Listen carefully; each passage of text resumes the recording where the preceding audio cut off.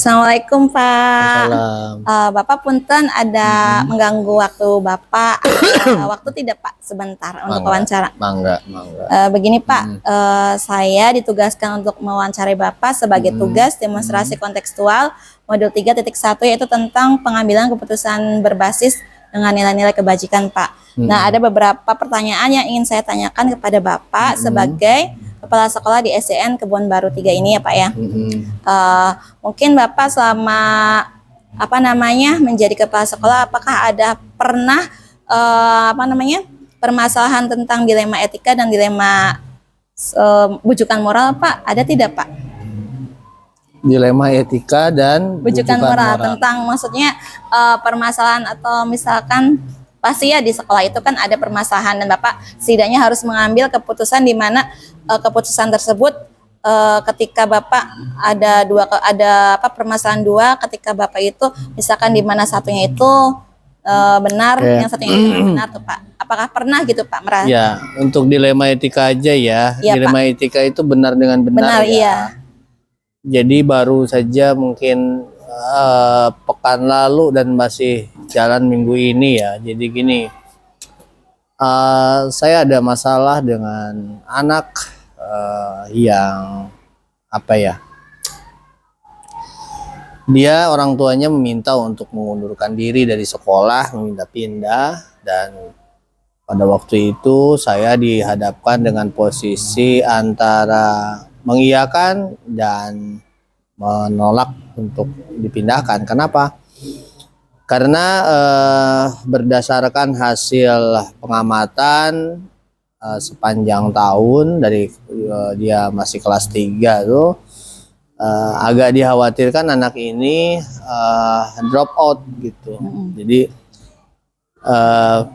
di sekolah juga jarang sekali masuk, kemudian tiba-tiba dia minta pindah. Nah, kami melakukan mitigasi kemungkinan ini anak takutnya gitu ya, itu bukan pindah tapi berhenti sekolah gitu. Jadi di antara mengiyakan dan mengtidakkan, sehingga saya mengambil sebuah jalan tengah. Saya menahan dulu dengan catatan kalau memang mau dipindahkan mangga, tapi saya memberikan satu syarat. Syaratnya adalah ada pernyataan dari sekolah yang dituju. Jadi selama belum ada kepastian sekolah yang dituju, saya belum mengizinkan anak ini untuk berpindah tempat.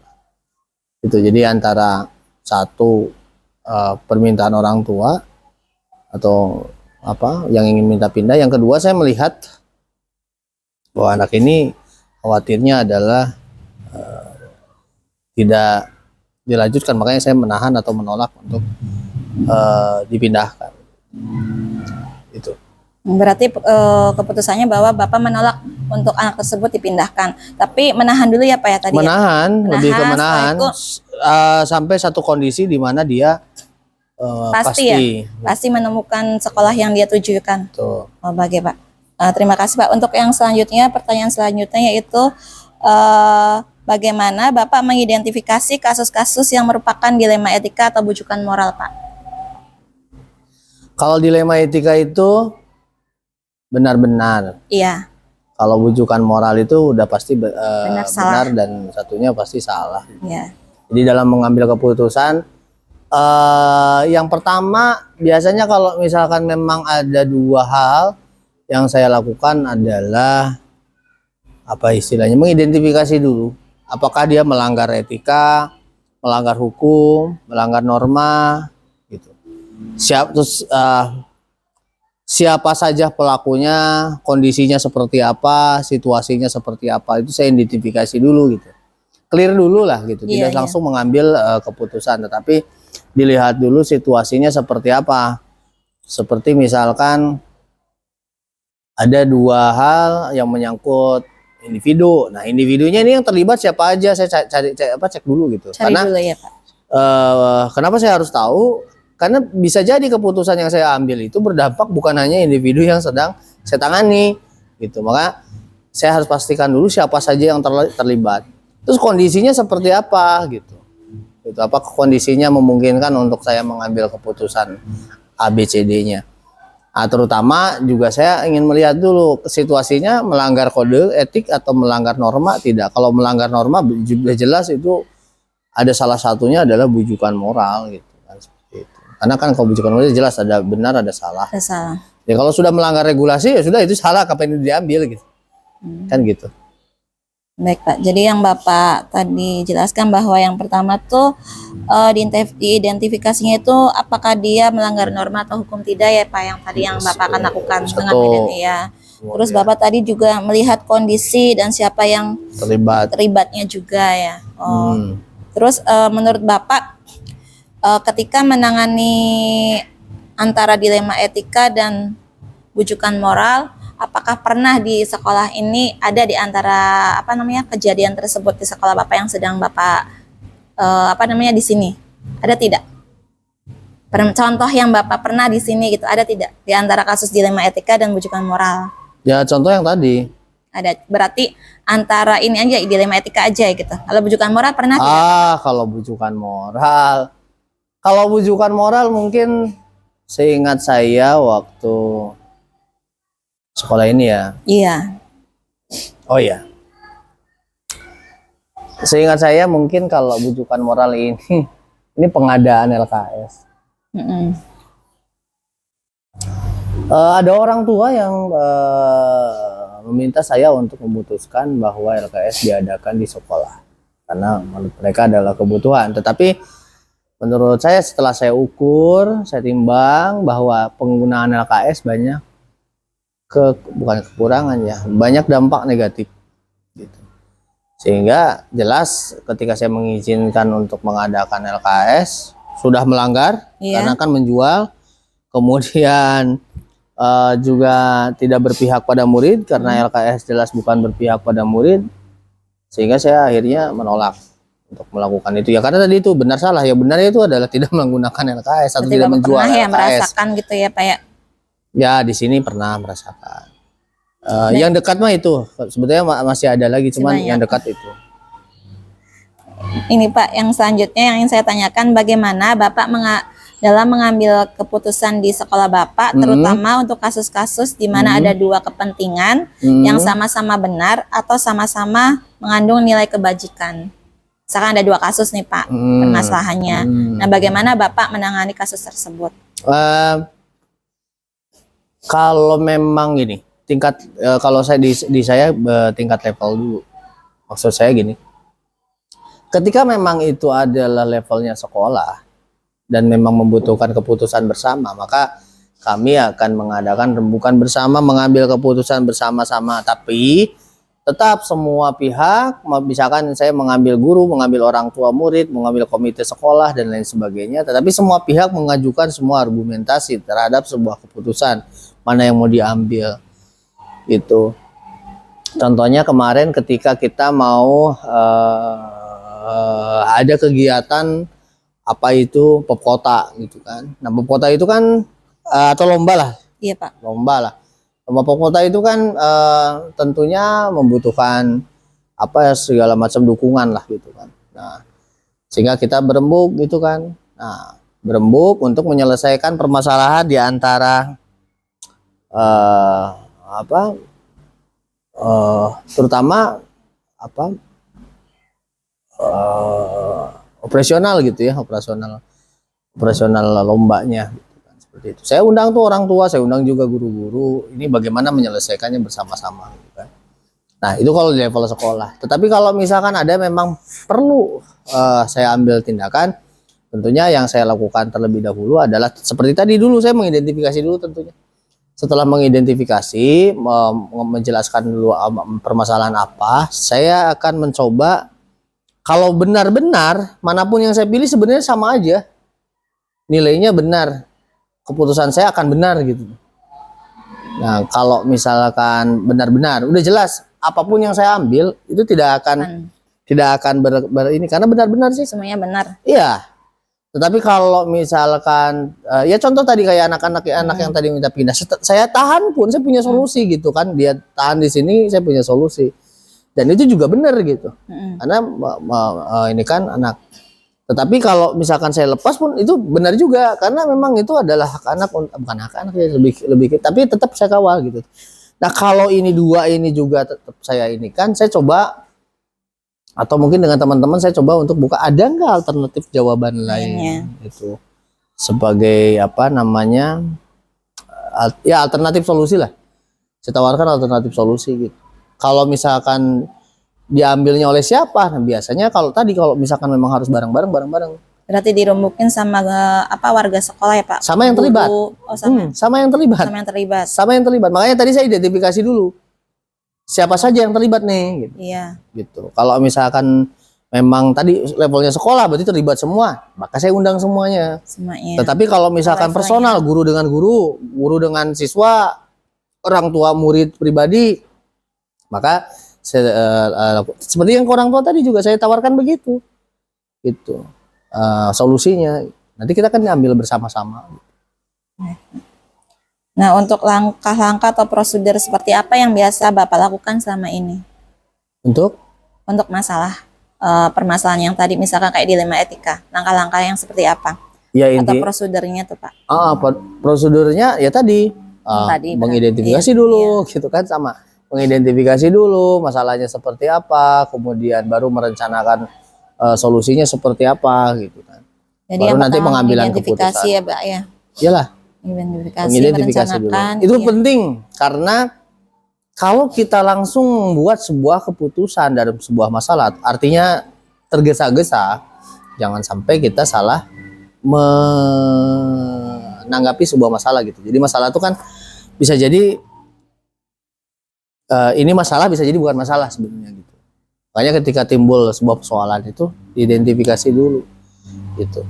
Apa masalahnya, siapa yang terlibat, bagaimana kondisi keadaannya, itu harus, sehingga nanti pada saat membuat keputusan pun berdasarkan masalah yang muncul gitu. Misalkan Pak, jika ada dua masalah tersebut antara benar dengan benar, menurut Bapak yang lebih penting itu misalkan gitu ya, contoh ya saya nggak tahu Bapak contohnya seperti apa di sini. Maksudnya gini, Bapak pernah punya permasalahan dua nih misalkan ya Pak ya. Terus Bapak yang ambil itu yang lebih pentingnya dulu, ataukah semuanya harus dikerjakan dua-duanya untuk menyelesaikannya itu? Tergantung masalahnya apa dulu. Oh begitu, jadi dilihat dari... Kalau masalahnya misalkan dua masalah itu berdasarkan waktu. Ya.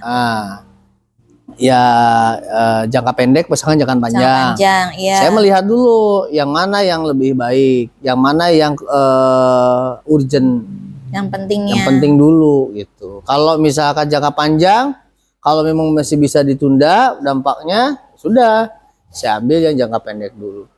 Kalau antar individu dengan kelompok, nah, saya lihat dulu gitu, mana yang berdampak. Terus atau kalau misalkan ya dua masalah itu ya kita lihat dulu mana yang paling berdampak, mana yang paling urgent dulu. Yang paling pentingnya ya Pak, yang paling penting dan diutamakan dampak itu yang harus dilihat itu siswa.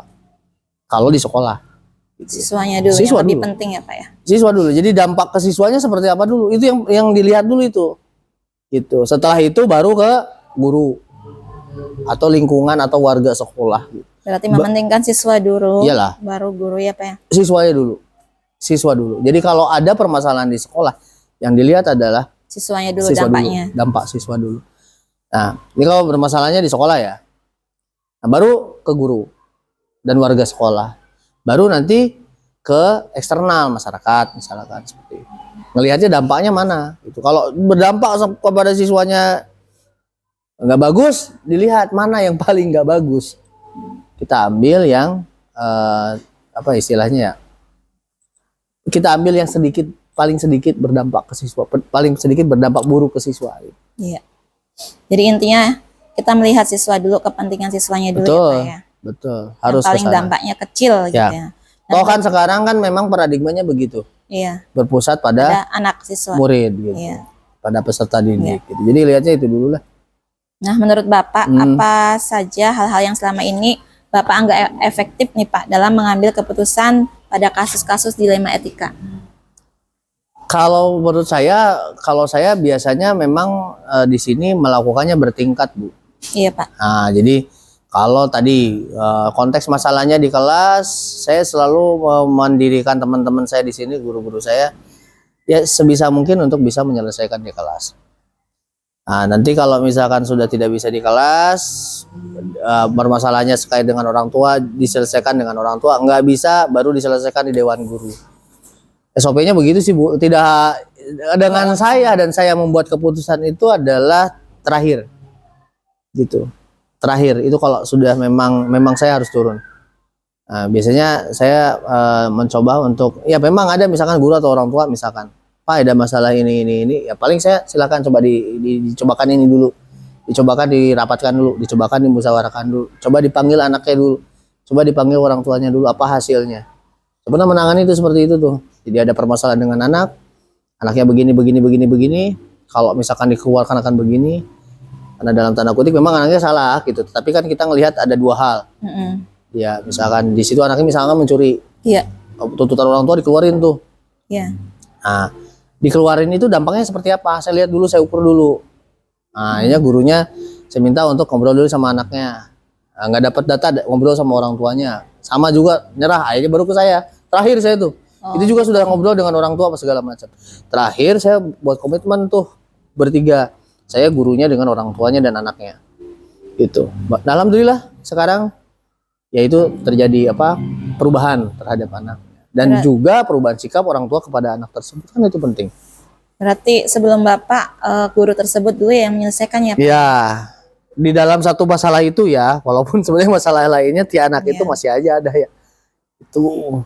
Begini Pak, menurut Bapak apa saja tantangan-tantangan Bapak selama mengambil keputusan pada kasus dilema etika, Pak? Kalau kasus dilema etika, tantangan yang paling berat itu adalah dampak. Karena setiap keputusan itu pasti berdampak. Dari dua keputusan yang mau kita ambil, yang namanya dilema etika, salah satu kita ambil dampaknya juga tadi ada baik ada buruk gitu maksudnya. Setiap yang kita ambil tuh pasti ada buruknya tuh. Iya Pak. Nah buruknya itu kan berdampak tuh. Nah tantangan saya adalah bagaimana ketika ini saya ambil keputusan, dampak buruknya juga muncul, dan ini harus saya atasi agar taruhlah misalkan ke personal, taruhlah misalkan berdampak kepada guru, taruh atau berdampaknya kepada orang tua, taruh berdampaknya kepada murid. Nah si dampak ini yang paling berat adalah bagaimana agar rasanya tidak terlalu terasa gitu. Itu tantangan saya. Gitu. Jadi dari dampaknya dulu ya Pak ya? Iya. Dampaknya yang paling terasa. Yang kedua mungkin kalau mau saya bilang adalah bagaimana kita, namanya dua keputusan, ada pro ada kontra tuh pasti di situ. Iya. Mengkomunikasikan dengan yang tidak setuju dengan keputusan itu juga merupakan tantangan tersendiri, karena meyakinkan orang untuk menerima segala keputusan, apalagi keputusan bersama itu kadang-kadang gampang di mulut, susah dilakukan. Iya Pak, pasti Pak. Kan setiap kepala beda pendapat Pak. Pasti ada yang setuju dan pasti ada yang tidak ya Pak ya. Kan itu sulit tuh Bu. Kalau misalkan setelah kita mengambil sebuah keputusan bersama, nah yang tadinya tidak setuju dengan keputusan ini nih, itu harus diyakinkan bahwa ya ini adalah keputusan bersama. Berarti tantangan buat Bapak ya? Jelas. Gitu. Karena orang tuh melaksanakan sebuah keputusan dengan penuh tanggung jawab itu juga kadang-kadang tetap ego. Semua punya ego, termasuk saya pribadi. Semua punya ego, dan ketika egonya yang dimunculkan, itulah sebuah tantangan buat kita untuk menjelaskan bahwa ini tuh kita bareng-bareng. Baik Pak. Untuk selanjutnya, bagaimana Bapak ketika memiliki sebuah tata kelola atau jadwal tertentu untuk mengatasi penyelesaian kasus-kasus dilema etika? Maksudnya saya tuh, apakah ada jadwal tertentunya Pak untuk mengatasi kasus dilema etika? Kalau kasus dilema etika ini, kalau dalam supervisi itu masuknya ke supervisi klinis Bu. Gitu. Berarti terjadwal atau langsung dilakukan di ketika itu? Enggak, kalau supervisi klinis jelas tidak terjadwal. Tidak terjadwal. Iya, karena masalah dilema etika itu permasalahan yang munculnya ya temporal gitu, tidak insidental lah ya, dia tidak muncul secara terjadwal. Kebayang nggak ada masalah dijadwalin gitu? Enggak, iya. Ada nih masalah nih, nanti buat Januari masalahnya ini gitu. Berarti tidak terjadwalkan ya Pak ya? Iya. Ya gitu Iya. gitu. Kalau untuk penyelesaian ini nggak bisa. Berarti bentuk prosedurnya apa Pak? Prosedurnya ya itu tadi, kalau udah sebuah permasalahan datang, Coaching gitu ya. Bisa coaching. Iya. Dengan Tapi saya ini agak berat kalau untuk coaching. hmm, Jadi di sini gini, saya menerapkan coaching, tetapi berat untuk menerapkan coaching karena butuh waktu untuk meyakinkan guru menemukan potensi. Kalau ke guru ya, iya Pak. butuh waktu juga untuk ke lingkungan sekitar di sini, warga, untuk melakukan itu, menemukan potensi diri. Sama juga dengan peserta didik. Jadi apa yang saya lakukan? Ya semi coaching lah. Karena apa? Karena ujung-ujungnya juga pasti ada Bapak bisa aja. saya masuk, Iya pendapat iya. saya masuk. Kan kalau coaching kan munculnya dari sendiri, Iya. dari potensi diri. Dia masalahnya dimunculin sendiri, solusinya dimunculin sendiri kan gitu. Jadi kayak orang nanya jawab sendiri kan gitu.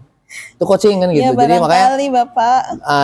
yang paling penting adalah ngebangun bagaimana teman-teman sekarang mulai mau merefleksi diri sebenarnya. Makanya yang sekarang saya jadwalin bukan itu, saya jadwalkannya refleksi. Refleksi.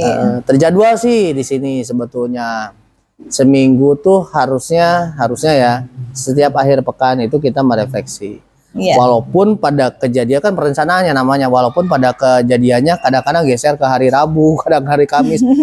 Karena tergantung saya ada di sininya gitu kan.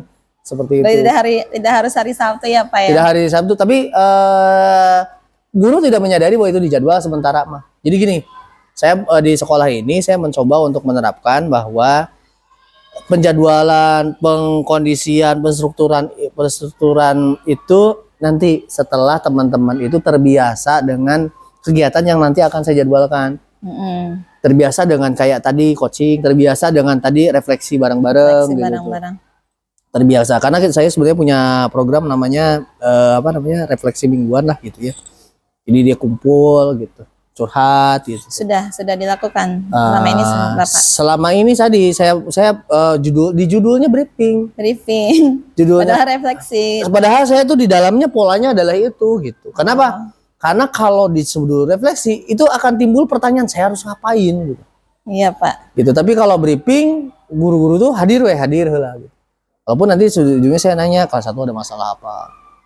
Ada yang mau diungkapkan di kelas 2. Terus kadang-kadang nggak nemu sama sekali tuh.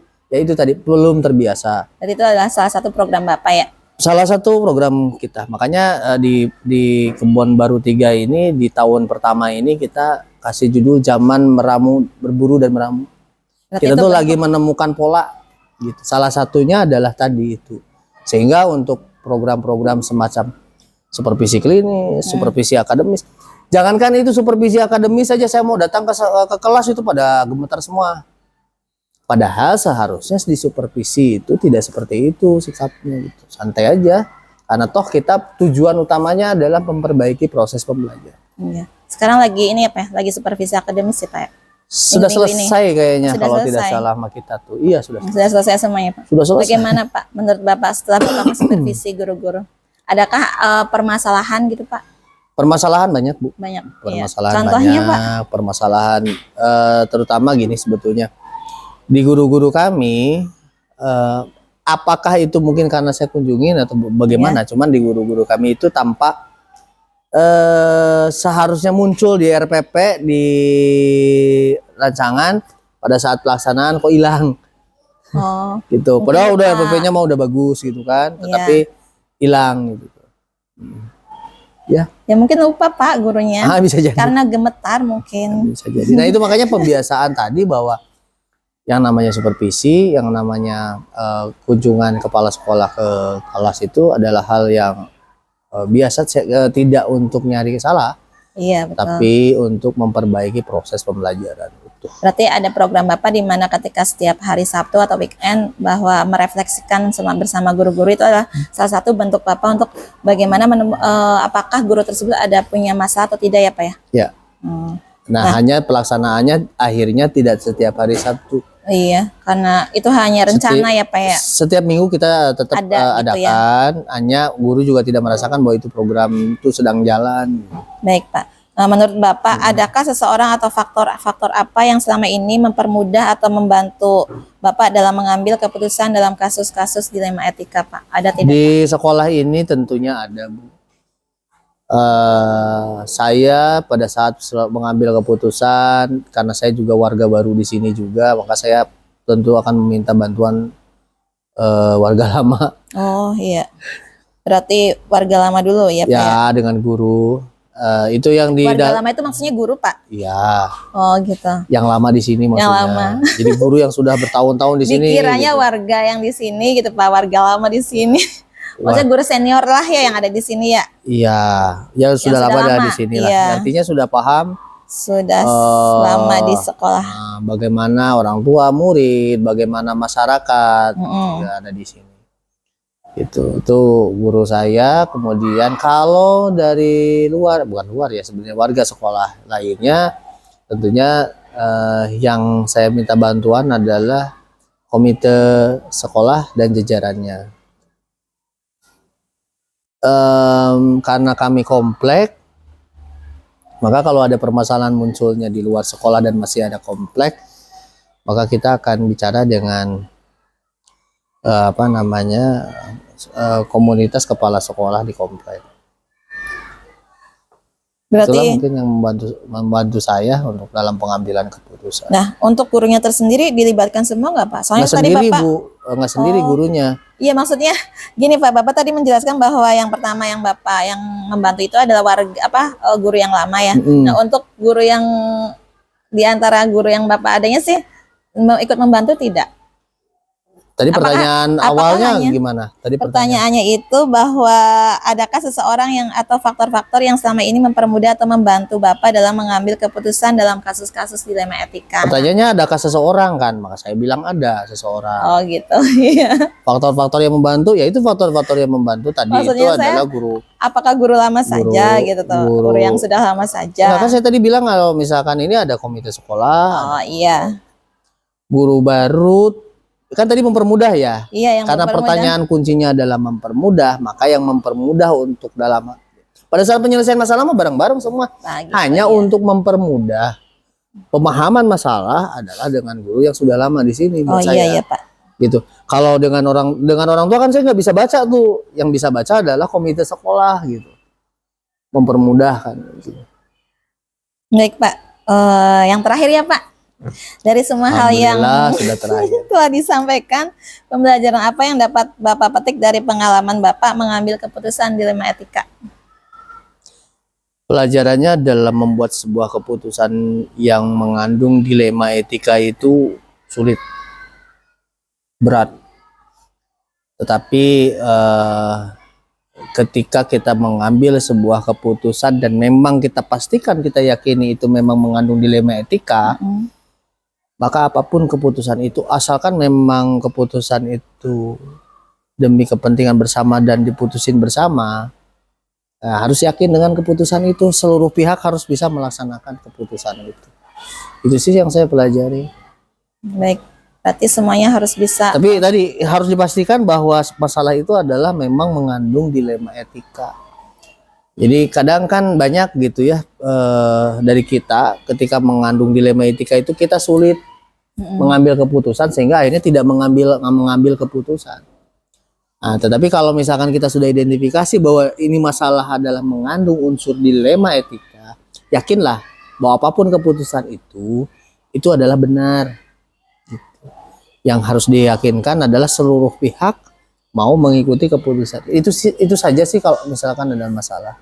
Berarti kesimpulannya, ketika keputusan itu diambil, semua pihak harus ikut menjalankan semuanya ya, Pak? Iya. Iya. Makanya pengambilannya tidak boleh sendiri atau sewenang-wenang gitu. Harus seluruh pihak sebisa mungkin. Terkecuali memang sudah urgent, memang harus diambil posisi oleh pimpinan di sekolah. Baik, Pak. Terima kasih banyak, Pak, atas semua penjelasan dari Bapak. Mudah-mudahan nggak jelas, jadi nanya lagi nanti. Nggak apa-apa, kan sering ngobrol, sering kesini. Iya, Bu, ya? Pak. Iya, Pak. Ya. Ini benar-benar penjelasannya sudah ini, Pak, sudah komplit, luar biasa sekali. Terima kasih atas waktunya. Karena saya alumni guru penggerak, kalau bukan alumni iya. guru penggerak, susah jawabnya itu. Baik Pak, terima kasih ya Pak. Siap. Maaf mengganggu waktunya. Sama-sama. Mangga Pak pamit undur diri dulu. Siap, Assalamualaikum Mangga. Pak. Waalaikumsalam warahmatullahi wabarakatuh.